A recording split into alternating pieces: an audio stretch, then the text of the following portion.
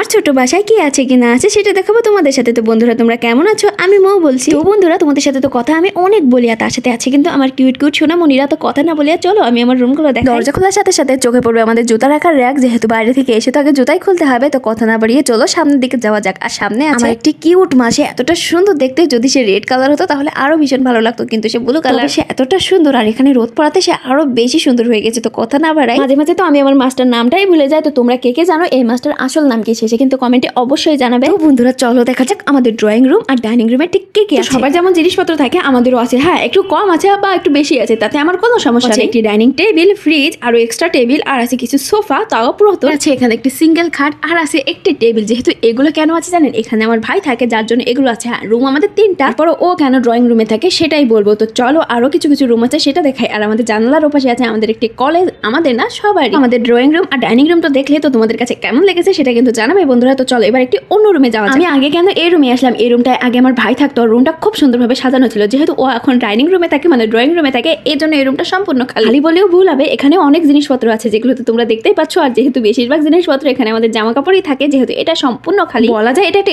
Store room. তো রুমটাতে কে কে আছে সেটা তোমরা দেখতেই পাচ্ছ। রুমটাতে কিন্তু আমার একটা কিউট কিউট সোনামণি আছে, আর সেটা কি বলো তো, সেটা কিন্তু আমার ধলা। ও সম্পূর্ণ ধলা হলেও আমি মাঝে মাঝে ওকে কেলটু বলে রাখি, যেহেতু সম্পূর্ণ ওকে আদর করে রাখি। আর অতটা সুন্দর এতটা কিউট যে ওকে আদর না করে তো থাকাই যায় না। আর খরগোশটার কথা তো অনেক বললাম, তো চলো আগে দেখে আমু কি কি রান্না করলো। আমু কিন্তু এখানে পিঠা, তারপর পায়েস আর সিমাই রান্না করছে, যেহেতু এখন আজকে বাসায় বহুত মেহমান আসবে। আচ্ছা তোমরাও কি আমাদের বাসায় আসতে চাও? তাহলে জলদি জলদি কমেন্টে জানাও। এইবার চলো দেখি আমাদের অন্য আরেকটি রুমে, যেহেতু এই রুমটার ভিডিও তোমরা সবসময় দেখো, আমি তো সবসময় এই রুমটাতে থাকি। আর আমার মিষ্টি মেয়ের মিষ্টি একটা দোলনা আছে, দোলনাটা এত সুন্দর, আর আমি সেটাকে সবসময় সুন্দরভাবে সাজিয়ে রাখি, আর দেখতেও আমার খুবই ভালো লাগে। তোমরা তো জানোই আমি আমার মেয়েকে দেখাবো না, আর ও এখন ঘুমিয়ে রয়েছে। তো বন্ধুরা আমাদের তো সম্পূর্ণ ঘরগুলো দেখানো হয়ে গেছে। হ্যাঁ তবে আরো একটি ঘর আছে, তোমরা কিন্তু দেখতেই থাকো। যেহেতু আমার বেশিরভাগ ভিডিও এই রুমটাতে করা, সুতরাং এই রুমটাতে তোমরা দেখেছো। তো চলো এবার আম্মু বাইরে কি কি করছে সেটা দেখি। তোমাদেরকে আগেই বলেছিলাম আজকে অনেক মেহমান আসবে, আর এই কারণে আম্মু অনেক ব্যস্ত, যার জন্য রান্নাঘরটা দেখাবো না। তবে আমার যেটা ছোট রুম আছে সেটা দেখাবো। এখানে আম্মু কিন্তু মুরগির মাংস কেটে রেখেছিল, আর আমি একটু আগে ভাত খেয়েছি, যার জন্য এখানটাতে ভাত তরকারি আছে। এবার চলো আমার ছোট একটা রুম, যেহেতু ওখানে আমার থাকা হয় না, যার জন্য তেমন কিছু নেই রুমটাতে। তবে যা আছে আলহামদুলিল্লাহ আমার কিন্তু খুবই ভালো লাগে। তবে অন্যান্য রুমের তুলনায় আমার রুমটা খুবই ছোট, যার জন্য তেমন কিছু নেই। একটা খাট আছে, একটা ড্রেসিং টেবিল আছে, আর দুইটা টেবিল আছে। দুইটা টেবিল কেন আছে জানেন, আমি একটু এক্সট্রা পড়ালেখা করি, যদিও এটাকে বিশ্বাসই করবে না, কারণ আমি তখন পড়ছি না। তো বন্ধুরা